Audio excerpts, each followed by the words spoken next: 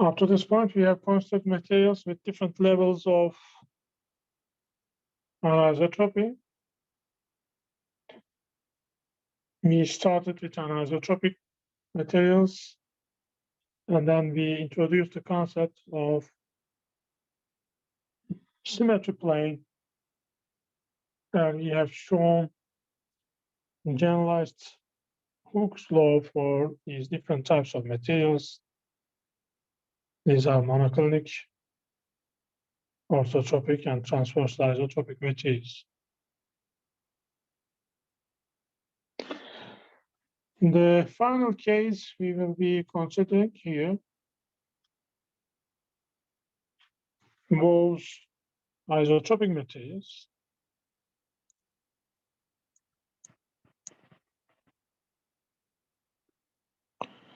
And you already know how these materials are identified. Stiffness and compliance matrices are independent of the coordinate system. That's the important point. For an isotropic material,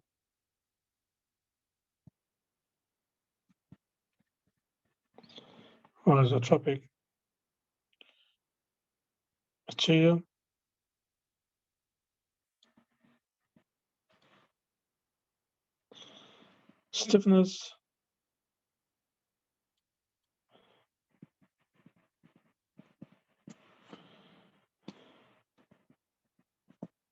and compliance matrices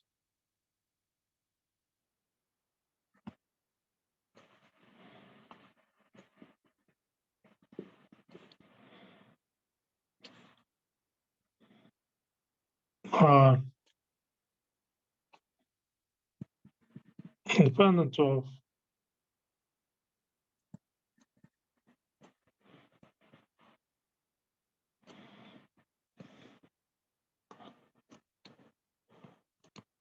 coordinate system orientation.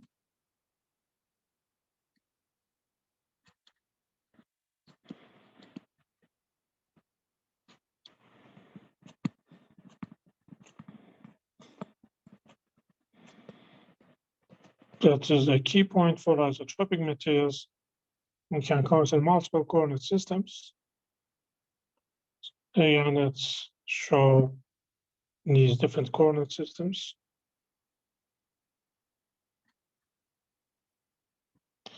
This, for example, x1, x2, x3 coordinate system. And by rotation, we can generate a new coordinate system consisting of now x1 prime, x2 prime, x3 prime. And constitutive relations are same in all coordinate systems, or the matrices are the same. For example, you can write stress vector or sigma as c times epsilon.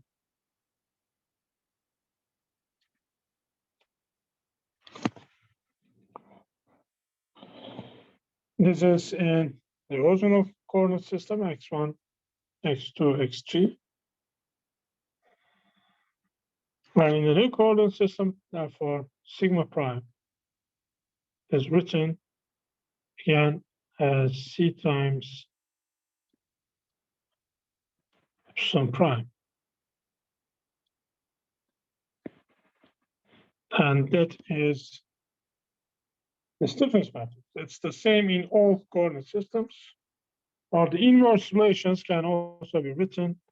Epsilon is then equal to S times sigma.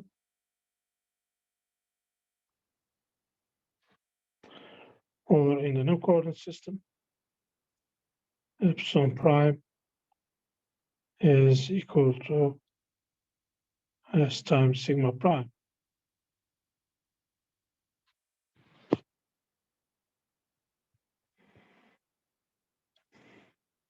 And if you use this condition, that is independence of the matrix with respect to coordinate system rotation, you'll be able to show the new forms of these matrices, and then it can be shown that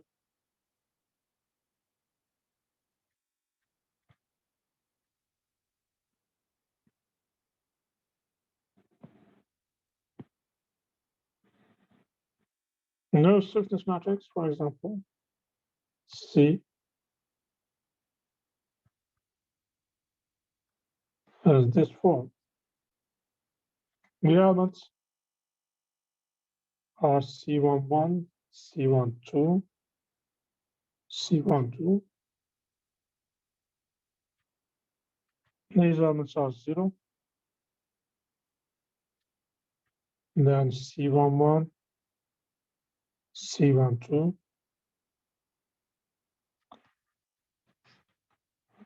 These are 0. This is C11. The elements are the same. 0 here. And this shear modulus is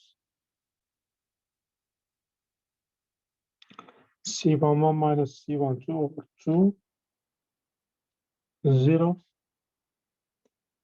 And these are equal, C11 minus C12 over 2. Finally, C11 minus again C12 over 2. Symmetric matrix. How many constants are required for this matrix? 2 hocam. Yes, 2 constants in the stiffness matrix of isotropic materials. We will see how these are called elastic constants. Now, Cij, as I mentioned, these are elastic constants. And they can be written in terms of engineering constants. We will see how this is done for orthotropic materials or in terms of engineering constants.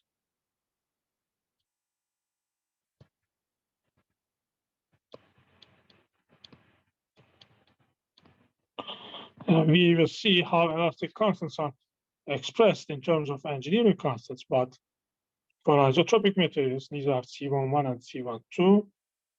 And C11 is E times 1 minus nu over 1 minus 2 nu times 1 plus nu. And E and nu are therefore engineering constants. And C12 is E over 1 minus 2 nu times 1 plus nu. C11 and C12. As I mentioned, C11 minus C12 over 2 is shear modulus. C11 minus C12 over 2 is G, and we know that G is E over 2 times 1 plus nu. But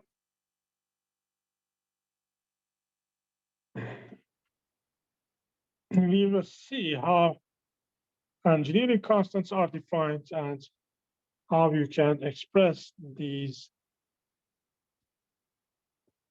elastic constants Cij in terms of the engineering constants. And one final remark about isotropic materials, we can also show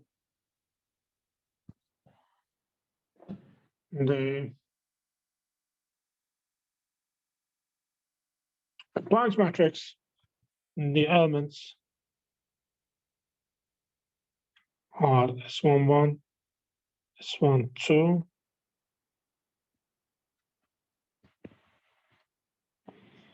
this is S11 again, S12, 0 here, S11,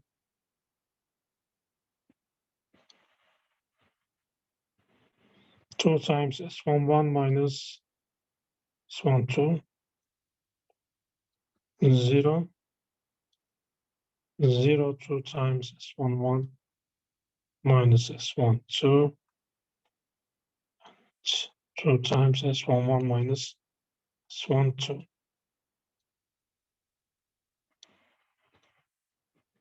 Symmetric.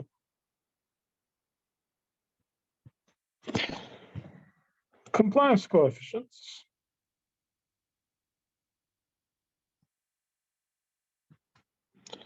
These are referred to as compliance coefficients.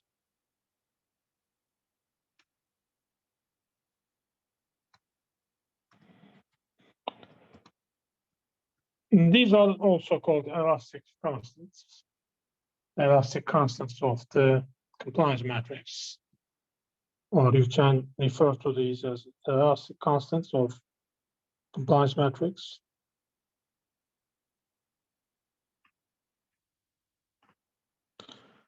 Of the compliance matrix.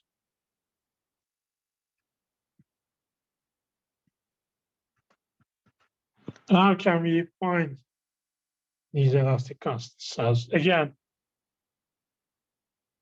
two constants for isotropic materials. Any questions about this result? Complete independence of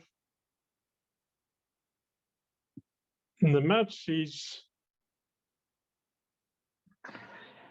in any coordinate system, the original coordinate system, x1, x2, x3, the final coordinate system, x1 prime, x2 prime, x3 prime, in any of these coordinate systems, the matrices are the same, and this condition is used to derive this relation, or this matrix, stiffness matrix,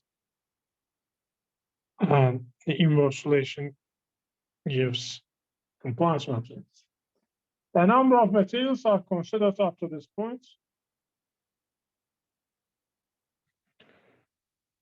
We have started with isotropic materials. And isotropic materials. And this is the most general form. And 21 elastic constants are required to identify an isotropic material. I have written this, I think, in one of these pages. Yes, they're always written here. Anisotropic materials, a number of constants for the most general form. Number of constants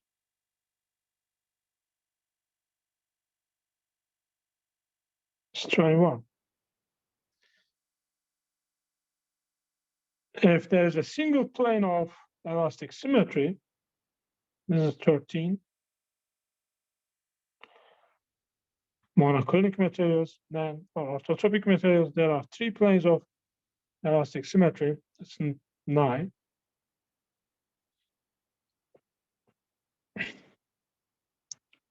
For transverse isotropic, the independence is with respect to rotation about the symmetry axis, and this is 5. The last case we looked into was isotropic materials. The matrices are the same in all coordinate systems. And what's the number of constants? 2 hocam.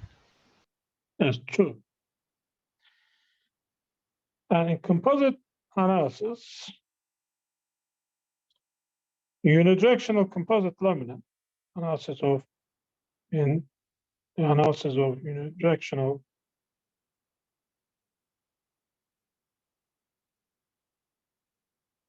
composite lamina.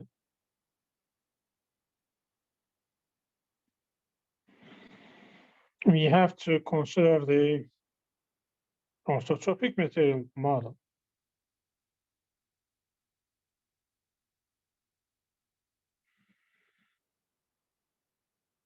Matrices of isotropic materials have to be used, and we will talk about this case in more detail.